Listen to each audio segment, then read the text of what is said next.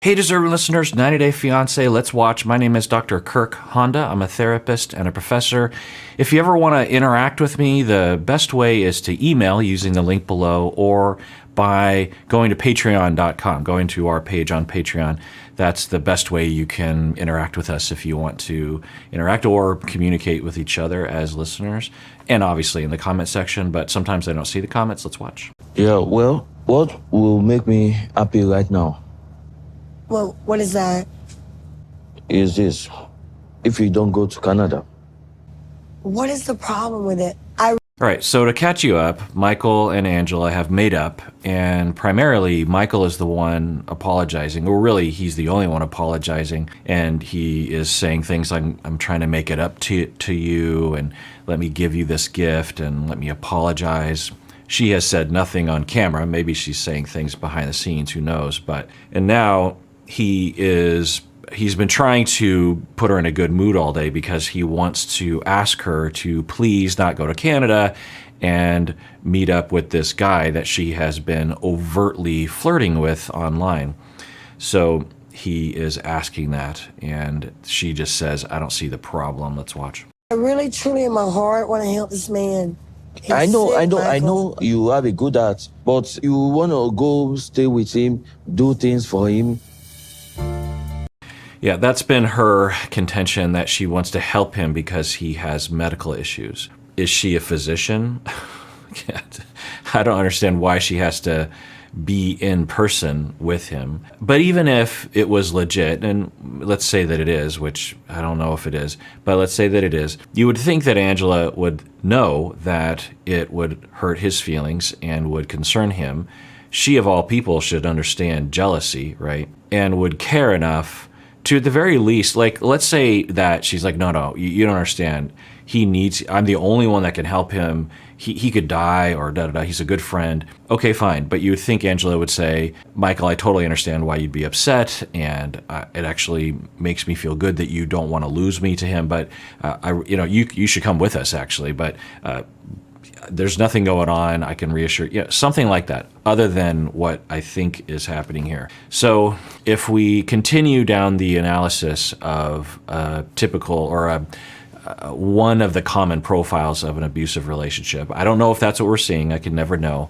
It certainly is being depicted in the edit and on the TV show. And one of the common presentations of an abusive relationship is indicative of what we've been seeing, and a part of this is to establish total control all the time. And the way that I see it, not everyone sees it this way, is that they're trying to establish attachment, security, and they're trying to eliminate fear and hurt in their life.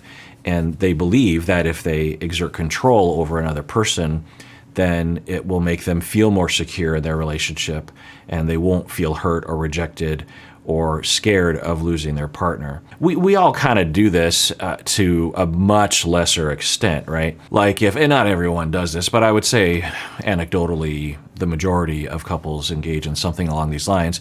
That let's say that your partner wants to meet up with a former partner.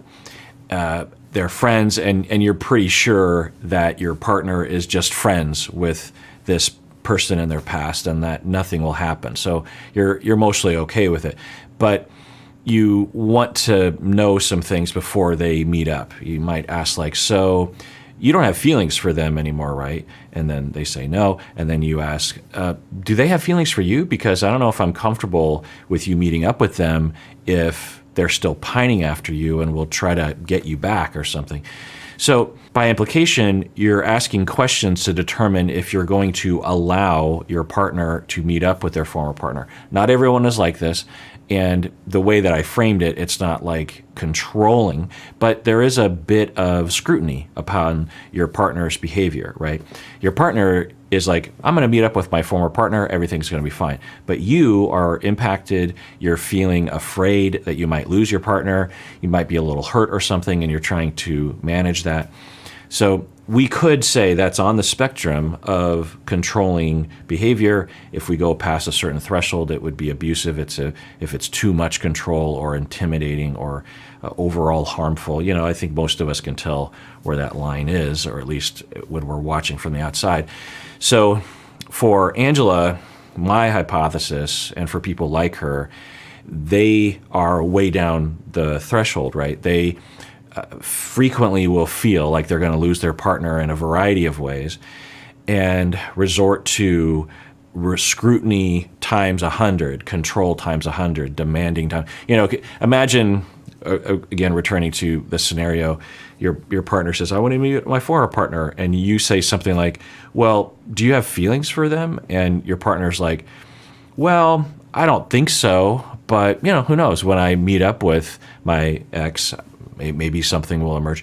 You can imagine for yourself saying like, well, I don't know if I feel comfortable with you meeting up with your partner, because that's not okay. If you're gonna, if you're in a monogamous relationship, we're in a monogamous relationship. I don't want you to meet up with your former partner. If something bad's gonna happen, that doesn't seem okay. That's not right. So you are at the very least giving the message that you don't approve, and that there could be consequences of some sort. Emotional, or you're hurt or angry, or I don't know, might even break up with the person. So you are trying to dictate what your partner can and cannot do, right? There's various different ways of approaching this. Lots of people deal with this to varying different degrees of health and that sort of thing, and differentiation. But that's, so for Angela, she is seemingly always in, or very frequently in, that state. For Michael to have an Instagram, it is that scenario that I described in a more mundane way times 1,000. She is absolutely feeling terrified that she's going to lose him. She's very, very, very, very hurt. She's very, very convinced that something, again, returning to the more mundane situation, your partner's going to meet up with their ex. Your partner says, nah, I don't know. I don't think feelings will emerge in my heart, but you never know until you meet them. And for your partner, they're pretty sure that they're not going to have feelings for their former partner, and they're also pretty sure that even if they did have a little bit of a feeling for their former partner, they wouldn't act on it because they love their current monogamous relationship. So your former partner, or your partner, is pretty secure that nothing bad is going to happen, but you don't really know that, right? You're hearing it, and your partner's telling you, look, even if I do have something emerge in my heart, nothing will happen. But I think for even the average person, or even the person who has fairly secure attachment, there's going to be more worry for us than the partner has about what they're going to do. Does that make sense? And so for us, we exaggerate and catastrophize to some extent, maybe a lot, right? So for her, she will do that again times 1,000. He's on Instagram, and Michael is saying, and there's no reason to not believe him, that him having an Instagram doesn't threaten the relationship. It doesn't mean that he's going to cheat on her. If you really drilled down on it for Michael, he might say, well, yeah, I mean, maybe, but I really just don't think so.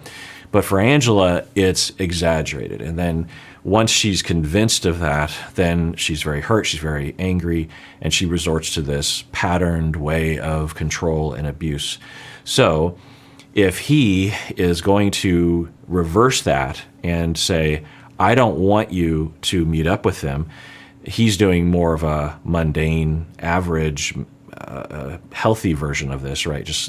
And he's being kind, he's being soft in his approach, he's trying to explain it to her.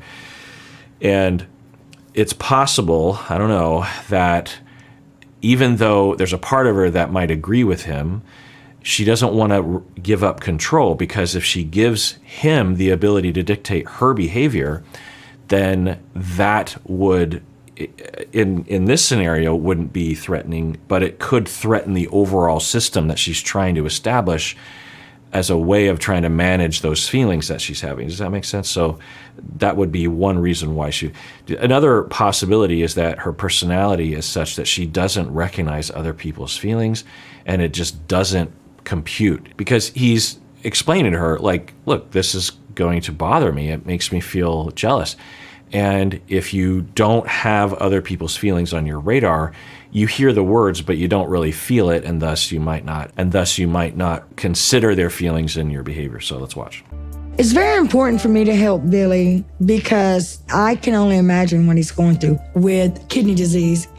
The last time I was in Nigeria, it was for my wedding, but I had to leave abruptly because my mom was very sick and she passed a week after our wedding. Okay, well, that would be a viable emotional reason. There's still a way that she could explain that to Michael with more empathy for him, but that makes sense. I hadn't considered that for Angela, she has lost her mom, and that was very, very difficult for her, naturally.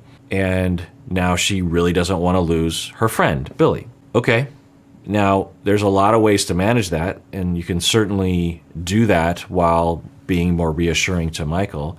So let's see how they manage this. It did make me feel kind of guilty, and I only wish that I was there for my mom more. So now that I have a sick friend that needs my help, I just wanted to help him wash his dishes, cook his food, giving him a break from daily routines, and letting him just focus on his health. Okay, again, I could see that being a viable reason. Who knows, maybe this is just a way of gaining control or an excuse to flirt with Billy. I don't know. But I could see that she feels she's still grieving the loss of her mom. And she just said she feels guilty for not being there for her. And to help Billy might help her to find some closure or some grieving. She could process her grieving and find some meaning in taking care of him and, doing the dishes. Does he need that, though? Because he didn't seem like he needed that. But maybe he does. Either way, okay. If it's legit and not based on her wanting to flirt with him, then okay, and maybe she can convince Michael of that, or Michael could go as well. The other way is to show support. Michael, I love him like a friend, and this man is fighting for his life. He's really a good person, Michael. The man don't even know I had a crush on him. But I know you have a crush on him. Right.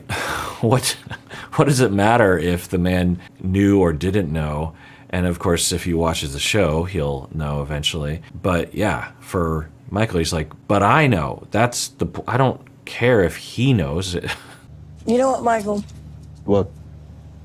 I don't want to do this, but you know what? I'm just going to rip this damn Band-Aid because you're my husband, okay? At the end of the day, you're the most important thing in my life. Absolutely. So you know what we're going to do? What? We're just going to call him on the phone.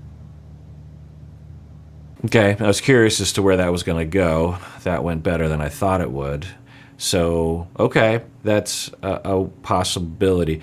I don't know. I mean, on the scale of things for Angela, this is going a lot better than other conversations, which is concerning. And sometimes that happens, right? That for abusive people, they either consciously know this or it's just a byproduct of their abuse, that their behavior is so over the top and so harmful and so abusive that when they are not abusive, you think they're, by contrast, extremely healthy, when in reality they might still not be very healthy, right? There's a lot more healthier ways she could be talking right now, meaning that there are a lot more things she could be saying to him that would indicate that she cares about Michael's feelings, right? Like, Michael, I totally understand how you feel about it, and at the end of the day, if you don't want me to go, I won't go, because of the way I've been treating you and the things that I did. I mean, I basically had an emotional affair with him online, which is horrible. You know, it'd be like if Michael wanted to meet up with one of the, well, let's see, who would it be like? I guess it'd be like if Michael said, well, there's this woman that was commenting on my Instagram who has become a friend. And I mean, just imagine what Angela would do there, right? So, I told him you didn't know Billy, and I'm very embarrassed. Billy, sorry to ask this, man. Do you have a crush on my wife? Just Michael, shut the hell up. That's a pretty valid question. And she's embarrassed and telling him to shut the hell up. I mean, it's a pretty valid question, so let's see what happens.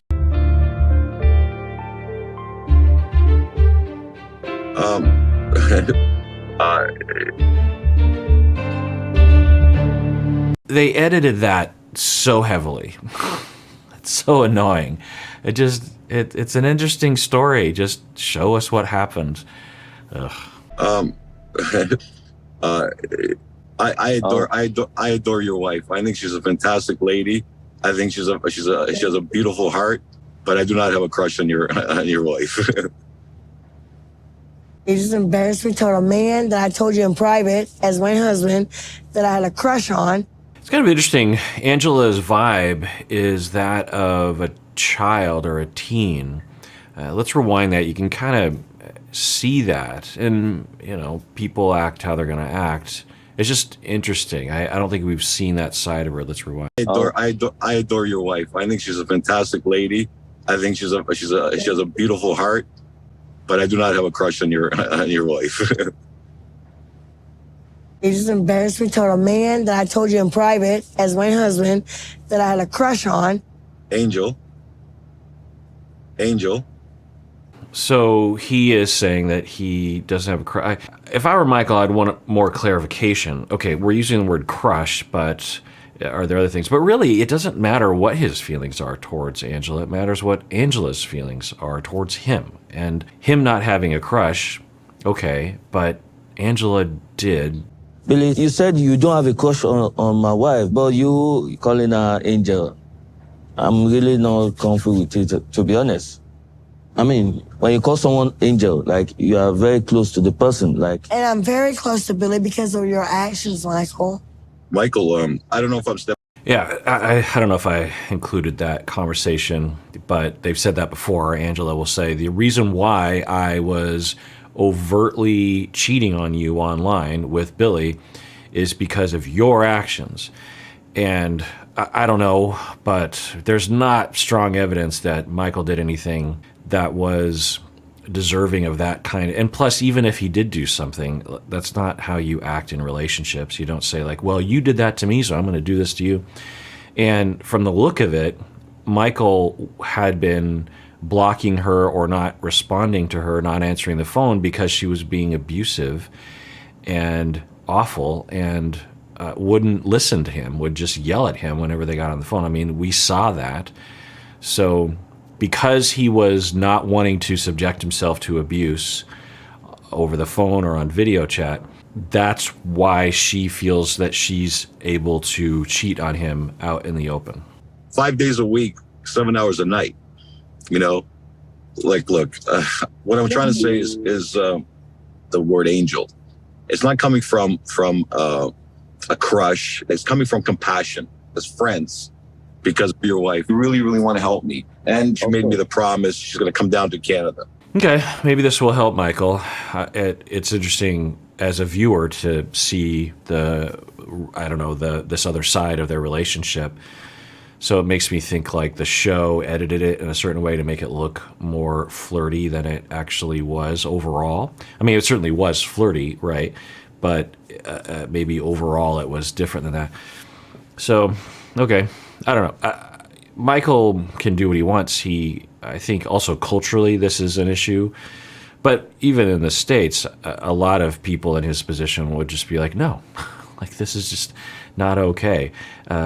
Billy, you seem like a nice person, but find someone else to take care of you other than my wife. And my wife can take care of you from afar by being a friend, but she doesn't have to be there with you. She doesn't have to move in with you. I won't. Well, babe, how come you can tell your friend you just met recently that you're not going to leave his side? And me, your husband, you've known for the past 5 years, and you almost divorced me. Because you brought me misery. Oh. And he brought smiles to me in a bad time. You just wonder if you're Michael, and I keep wondering, what's the upside of this relationship? Like, when he adds up the columns of the pros and the cons. They edit it in a certain way. We'll just imagine there's this whole set of pros that we aren't exposed to. So now I'm the bad guy now. I'm just telling you the truth. What you put me through was bad, man. Just don't. And it's just me. If I were Billy, I'd be like, hey, I don't want to cause any problems, Angela. Just, don't worry about it. I'll figure out something else. I certainly don't need you to be here. There are other people in my life. So thanks a lot, but, I'll rescind don't worry about it. Everything will be fine. I would imagine Billy would want to do that, right? But, each to their own. Don't go to Canada. I've never been a kind of woman that has cheated on my partner. I'm loyal, so I feel like I shouldn't be made to choose between keeping my marriage or helping a sick friend. You or no. Yeah, the hypocrisy is quite pronounced. She is completely unwilling to see his point of view and give in or accommodate, and he has had to accommodate in so many more, I think, larger, more significant ways. Turning off his Instagram, not working, not having income, moved to the States eventually, lots of things that he's had to give up. And all she has to do is just not go to Canada, not meet up with him. She can take care of him from at a distance. She can be friends. And what's the plan? Because he needs, I think, a lot of help 24/7. I don't know, but it sounds like that. And so what's Angela going to do? Like permanently move in? Maybe it's a temporary thing. It didn't sound like that. Nobody else will stop me to go to help him. And if you want to leave me because of that, then you do it. Now, I want to be clear and again say that if she wants to take care of him and it's a legit situation as the way that they're portraying it right now, which we don't really have a reason to not believe that, then yeah, totally. She has a friend that she wants to take care of, and he's suffering quite a bit. It sounds like his health is a real issue. And so, absolutely. And how do you talk with your spouse? How do you talk with Michael in a way that helps him to feel okay with it? And how do you treat your spouse, Michael, overall? Because if this was the only conflict they'd ever had, then it'd be different, right? But for Michael, a lot of the past abuse that he's experienced from Angela, at this point, he's like, but what? I have to, so there's nothing wrong with her wanting to take care of her friend, but there's a way of going about that I think would be more ethical in my book, in terms of what we're seeing. Seriously. I hate it when people tell me what to do, Michael especially, because Michael known from the start that I'm a very strong, independent woman. And it's pissing me off that he's trying his best to make me submissive. Sorry, Billy, I really don't like. In terms of what we've seen on this show, that's a ridiculous assessment that in his very nice, very calm way, he has this very rare boundary that he's trying to establish that most people would have anecdotally, and she would have times a million, right? Imagine if he had a woman that he was friends with that he wanted to travel to and take care of her. It's inconceivable that he would even ask for that sort of thing. But what does that tell us? Okay, so my hypothesis about Angela has been that she has an early childhood history of the following. One is that she either was the target or witnessed very similar, if not worse, abuse, physical abuse, and systematic intimate partner violence and control. She witnessed that or experienced that, and that became her template upon which she applies a lot of life in relationships. I think another schema, I don't know, total speculation, that she developed early in life was a schema regarding humiliation.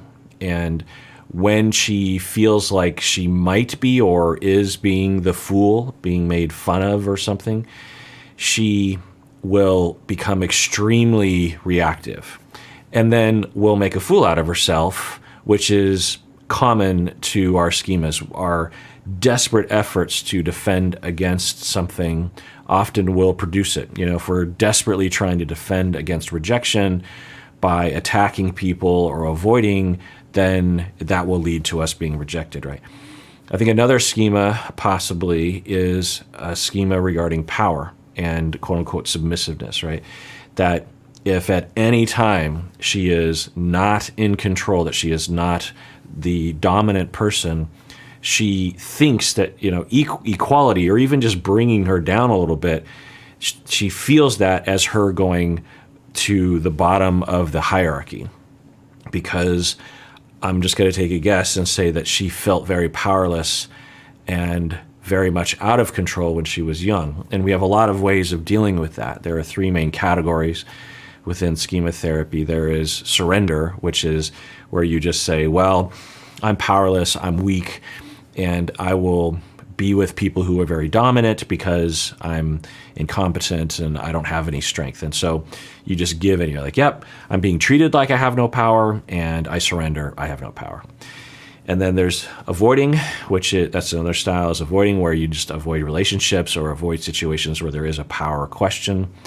And then the third is to overcompensate by becoming so dominant that you are never in question about being in control. You can't tolerate this because there's questions. Where am I? Am I in control? But if I'm always absolutely in control and dominant, then there's no question as to whether or not I'm overcompensating from being powerless, right? I assume baseline I'm always powerless, so I'm going to overcompensate. It fits, right? I like you being involved in this because I know you got a lot more things to worry about than our arguments. But Billy, I just want to understand, I'm standing by you because you know what you don't understand, Billy? Is when I had no one, I had you. So in this moment, it's interesting, I think, for Angela, she now is triangulating him, Billy, into the relationship with Michael. So as she's saying this to Billy, what she's really doing is saying something to Michael. Because what? He is upset that she is going to move in temporarily with someone that she was overtly flirting with and had a romantic and sexual attraction to. I mean, it's just... honestly, for Angela, this behavior is, in terms of what we've seen this season, is not as bad, but it's, in that direction. As a friend. Okay. I'm going. It's crazy. Michael. That's it. Where are you going?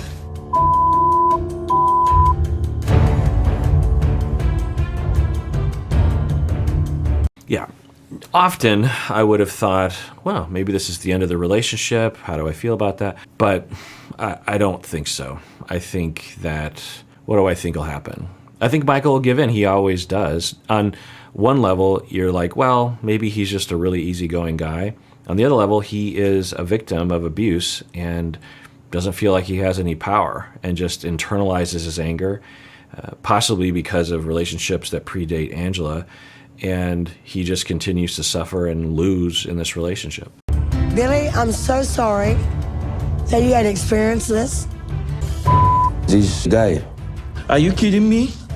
After all what Angela put me through, now she's saying she values Billy's friendship with her more than our marriage. I'm just so perplexed.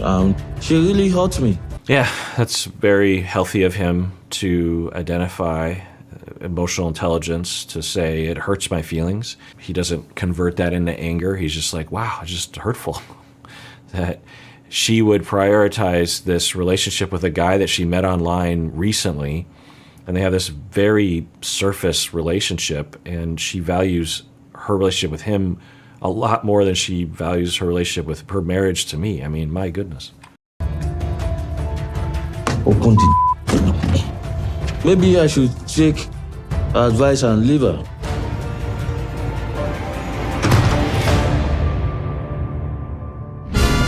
Yeah, I don't. Like I said, I can't imagine that he would. I think he'll just give in, and I don't know.